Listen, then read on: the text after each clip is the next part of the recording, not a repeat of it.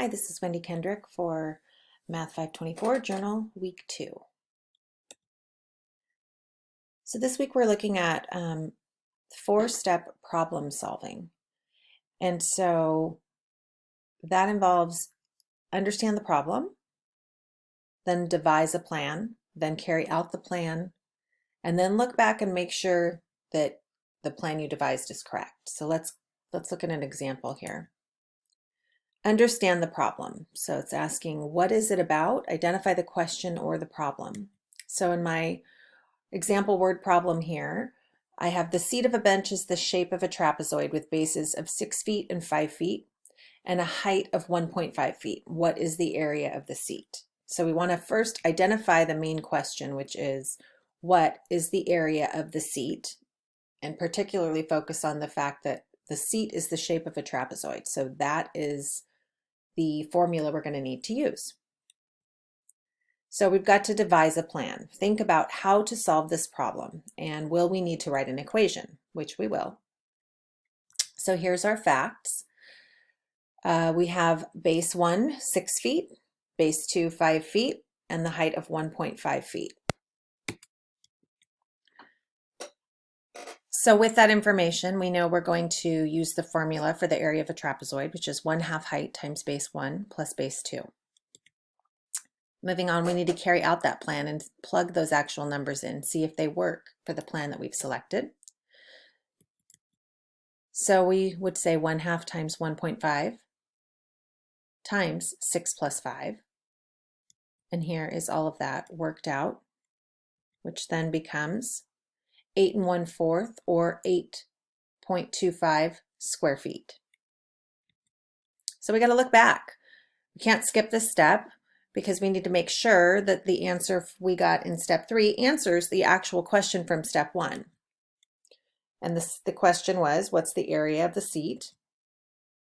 And now we can say the area of the seat, which is a trapezoid, is 8.25 square feet.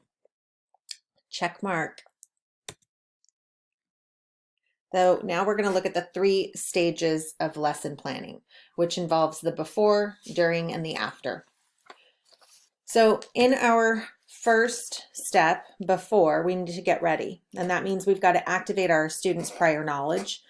We can do that by reviewing some vocabulary words or quickly review what they've learned prior that relates to the lesson we're going to be stepping into.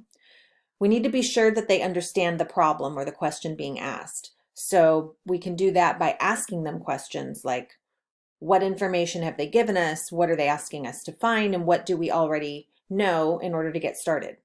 And we need to establish really clear expectations for our students so that they know how they need to work and what they need to be prepared for in order to discuss with the class. Next, we have during our lesson planning. So that's the students' work. And this is where the lesson really begins. They can either work independently or in partners or in small groups. I personally prefer a lot of group work because I think that the dialogue that they engage in through math problems, it leads to a greater depth of knowledge. So I ask them questions along the way too, so that it can help them infuse into their own learning process. It helps them in their thinking. So at this point, I release and I walk the room and I'm listening in on the group thought processes, which allows me to ask prompting questions further. I can also offer support here if they are way off, maybe making recommendations or prompts, which can help them get back on track. And then we get to the after, so the class discussion. And this is where the discussion begins at my facilitation. So here I need to engage the class as a community of learners because I want them to share their processes and how they got to certain answers, even if they're incorrect. I also need to be sure I'm listening without evaluating them so that the students feel safe to share their ideas and be an active listener, which means active listening for me as a teacher. It provides me with insights about how the next day's lesson is going to go, or if I need to spend some time reteaching something. And then finally, to wrap it up, I need to focus on the main ideas of the lesson in closing and show the students the connections between the strategies used and in the problem solving for them. And finally, we're going to look at word problems and clues here with this math detective for the second grade, which was really interesting. She engaged the class in discussion about work that the students did. I thought that was great. She had them sitting on the floor, so it felt less formal, so more inviting for them to talk. She read the problems out loud to them. They all read them together. Gave the students a little quick bit of time to discuss with each other what they thought the answer was or why the answer was. So neighbor talk. And then she shared with the class, as the class shared with her, she would write on Post-it notes and tap those on. So I like using those too. I think that it engages the students more. And then the next part she did, she had the students review their individual work.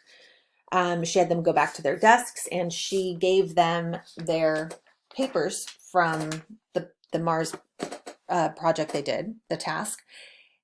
And I thought it was great that she gave them photocopies of their own work so that they could not erase as they were learning new methods or probably seeing places where they might have made a mistake.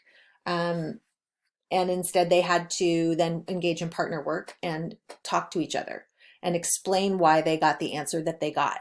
And so that just provides more dialogue. I thought that was great.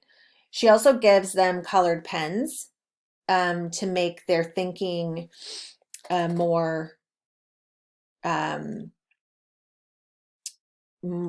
make their thinking, to help them in their process of changing, maybe changing their ideas, changing how they thought about the math problem, changing their answers, but getting to see it in the form of correction. And I love that she used this word, this phrase, to make their thinking more clear. I thought that was so great. Make their thinking more clear rather than correct it. And they could either do that on their paper or they could get a whole new task sheet that was blank and then they could write the work in themselves that way. But that became their exit ticket, and that was great as well because it meant that they had to participate, although these students were all really great at participating. So now we're going to look at the Smarter Balanced task, and I found the one that I used here is referenced above. It had a depth of knowledge of 2, and specifically the mathematical knowledge and skills the students needed. They had to, in order to do this problem, they needed to be able to know fractions, including numerators and denominators. They will need to know how to relate the denominator into the number of sections they will need to create. And they'll also need to know the symbols greater than and less than and equal to. So they have to know what those mean. And so to simplify, they're going to need a level of understanding about fractions and numbers, and also the ability to reason with shapes and attributes of those shapes. And I do believe that the depth of knowledge for this was appropriate for this task. Because for this task, it was listed as a level 2, which is skill and concept. I think this is appropriate because it requires more from the students than simple recall. They have to put into practice the skill of sectioning a whole into parts and then comparing 2 different fractions. They need to decide how to approach the problem, and then they will need to implement more than one mental step. And that is part of depth of knowledge level 2. Thank you so much.